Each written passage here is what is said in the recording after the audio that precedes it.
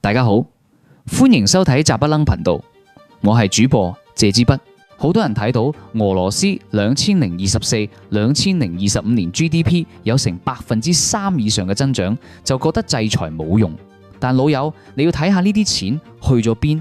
話你知，俄羅斯而家係將近40%嘅聯邦財政預算全部抌晒入軍事相關開支。喺經濟學上，呢種叫軍事凱恩斯主義 （Military Keynesianism）。數據說話，佢哋啲坦克工廠24小時3班倒咁開工，數據上係好靚。但呢啲坦克去到烏克蘭戰場，可能幾日就變咗廢鐵。後遺症呢種增長係不可持續㗎，因為佢哋為咗搶人去做軍工，國內利息已經加到超過20%，通脹率亦都飆到10%以上。呢啲全部係由平民百姓嘅生活質素度扣翻出嚟。除咗石油，俄羅斯仲有乜賣？你可能會問，如果石油被禁，佢仲有乜嘢出口？俄羅斯其實係一個高級版嘅農場加礦場。一、糧食出口，佢係全球最大嘅小麥出口國，掌握住好多發展中國家嘅飯碗。二、肥料同礦產，佢出口大量嘅施肥，仲有高科技必備嘅鍶、Palladium、Nickel 同鋁。三、核能技術，好多國家嘅核電廠燃料依然要靠佢供應。軍火生意跌落神壇嘅俄式裝備，但最傷嘅唔係石油，係佢哋引以為傲嘅軍火出口。以前俄羅斯係全球第2大軍火商，佔咗全世界2成市場。但呢場仗一打，全世界睇到表現差勁、號稱無敵嘅 T-90 坦克被無人機打爆，S-400 防空系統攔唔住巡航導彈，名聲掃地。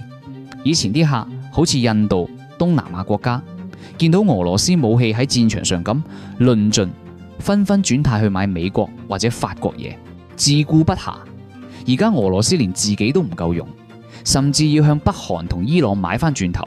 呢份軍火生意基本上已經收咗皮。當戰爭停咗，會發生咩事？老友，呢個先係最恐怖嘅地方。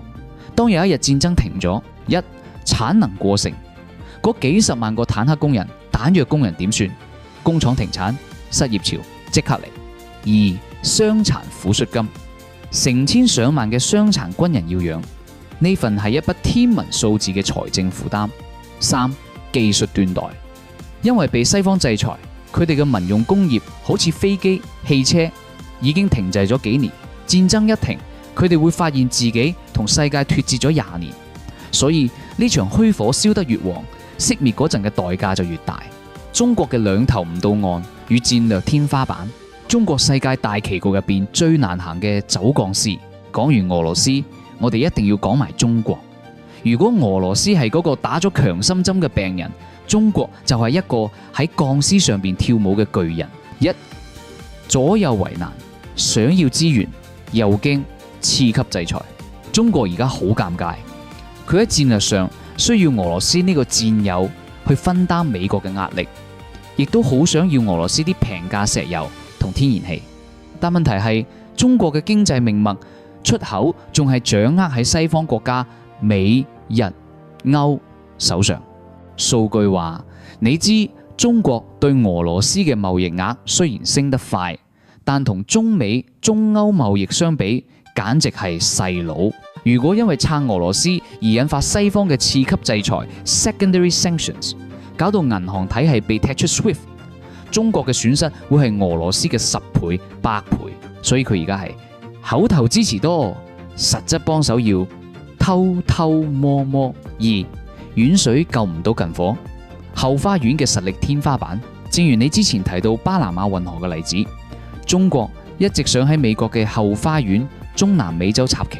專業糾正，呢個叫權力投射 （power projection）。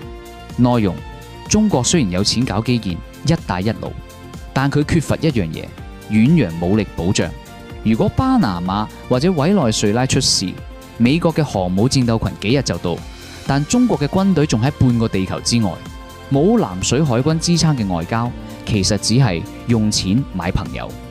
一旦美國展現強硬實力，或者嗰啲國家發生變天，中國之前抌落去嘅錢隨時會化為烏有。呢個就係所謂嘅遠水救唔到近火。三，國內錨太重，船行唔快。最令中國力不從心嘅係佢內部嘅錨越嚟越重，房地產泡沫斷裂，以前靠起樓帶動 GDP 嘅模式已經爆咗，幾萬億嘅債務要填，搞到地方政府冇錢，民間唔敢消費，人口紅利變，負債，後生仔唔生仔，勞動力萎縮。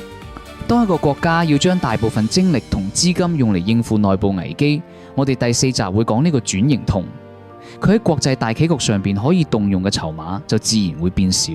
結論，大佈局嘅現實。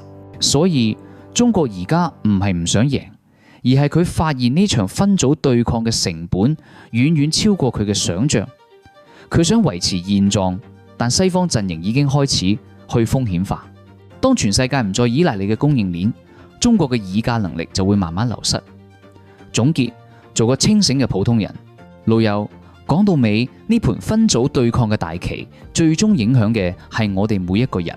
通脹會變成常態，因為效率最優已經變成安全最優，嘢一定會變貴，資訊會更混亂，每個陣營都會講自己想講嘅嘢，輿論控制會越嚟越嚴，所以我哋更需要保持清醒，唔好被數據嘅虛火呃到，要睇清楚背後嘅制度、能力同實力對比。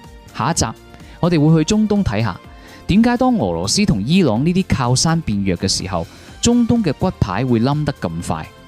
點解嗰啲看似強大嘅軍隊會喺一夕之間崩潰？如果你覺得呢個內容對你有啟發，請幫我哋點個讚，俾個 like，再撳埋個訂閱。